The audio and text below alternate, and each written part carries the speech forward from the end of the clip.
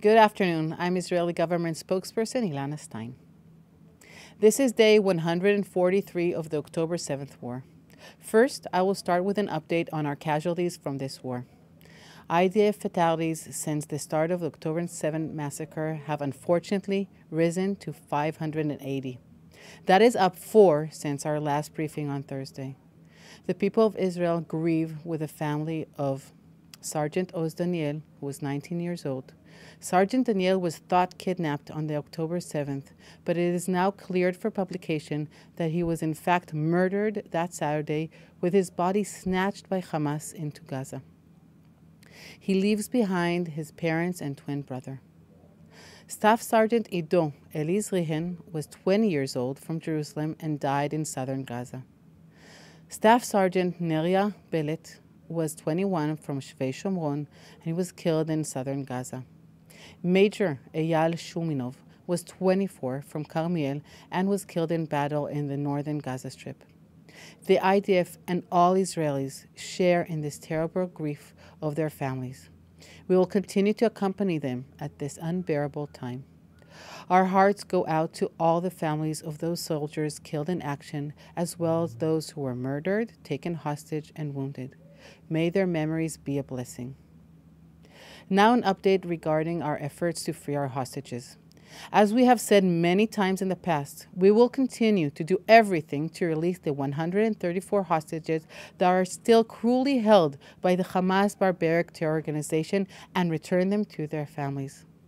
Alongside a determined military effort, Israel is in continuous contact with mediating countries to create a framework to release them. Over the weekend, Israel sent a delegation to Paris, and the Prime Minister has updated the cabinet on the next steps in the negotiations.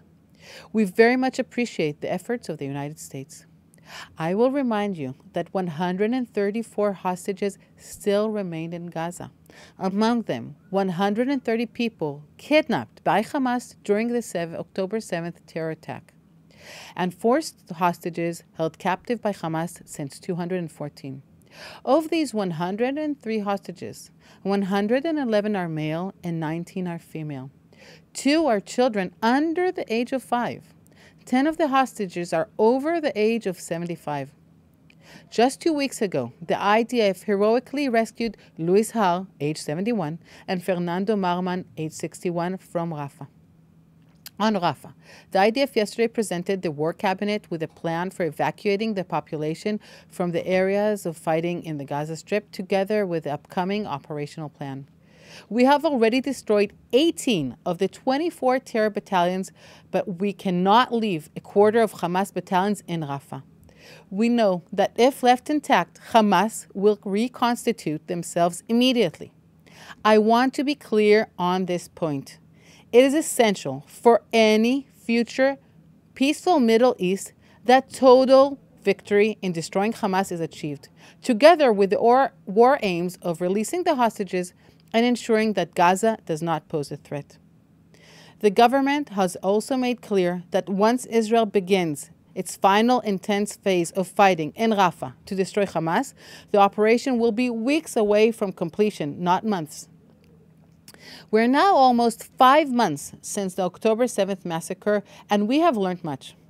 The IDF yesterday released its learnings from Hamas media tactics, which I want to share with you in 4 points. These are the tactics. 1. Hamas forces Gazans to stay in active combat zones by blocking their attempts to move out of harm's way. 2.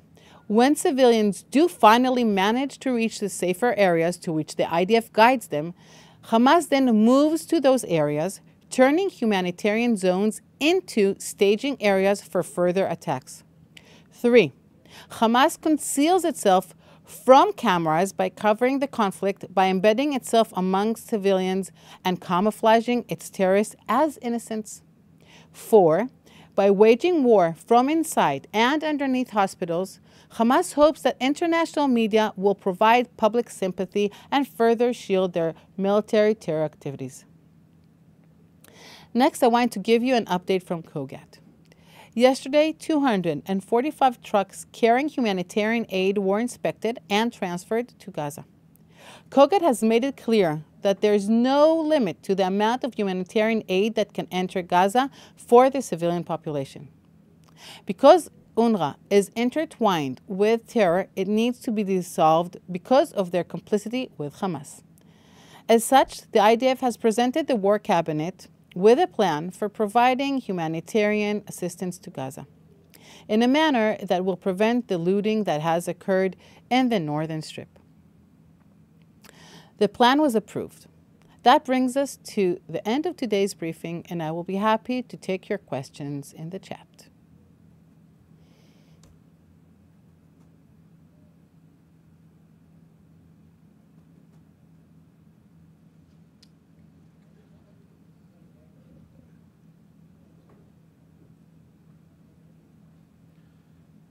Thank you. First question from Joel Pollack at Breitbart News. Would you say there are chances of war with Hezbollah at this stage, 50-50 or more likely? As you probably know, there has been fighting in the north, and this fighting will continue as long as Hezbollah is a threat to Israel. As you know, the Israeli people who are living in the northern parts that are targeted by Hezbollah cannot return home until they can be safe and secure in their homes. That is not the case yet. So as long as we cannot provide safety to our people, unfortunately, we'll have to keep this war in the northern part of Israel. Thank you. Question from Jody Cohen, World is One News in India. What is the government's reaction to the resignation of Palestinian Authority Prime Minister Shteyer? We'll need to get back to you on that. I don't know if there's an official comment yet. Question from Leo Soroka at the Washington Post. Palestinian Authority Prime Minister offered the resignation of his government on Monday, opening the door for a new technocratic administration under President Abbas. Will Israel cooperate with this government? One of the first things that we accept this government to do is to say that they are against terror, they are against kidnapping Israelis, they are against torture, they are against rape. If they say all of these things, then we know that there might be a chance for a different future.